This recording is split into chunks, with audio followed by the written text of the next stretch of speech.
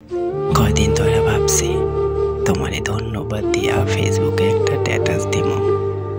এই যে পরিচিত মানুষজন আজকাল আমারে কবি বইলা ডাকে, শুনতে ভালোই লাগে। তোমারে যদি পাইতাম, বেশি হইলে আমি ভদ্রলোক হইতে পারতাম।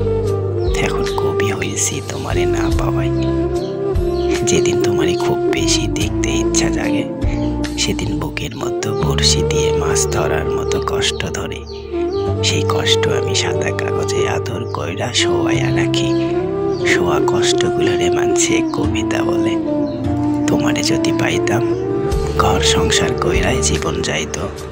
আটকা পড়তাম তোমার শাড়ির আঁচলে, আটকা পড়তাম তোমার চোখে, ঠোঁটে, বুকে, কালো তিল পড়া চিকন কোমরে, আর ঘঙ্গর পড়া শ্যামলা পায়ে। তোমার না পাওয়ায় কেউ আমারে আটকাইতে পারে নাই। যখন তখন উড়াল দিতে পারি, মন যেদিকে যায়। তোমারে না পাওয়া আমার এক জীবনে পাওয়ার চেয়েও বেশি কিছু। এই তো কিছু কবিতা বের হয় খরা ফাটা ভাঙ্গা বুক থাইকা। মানুষ আজকাল পিছন থেকে ডেকে বলে কবি।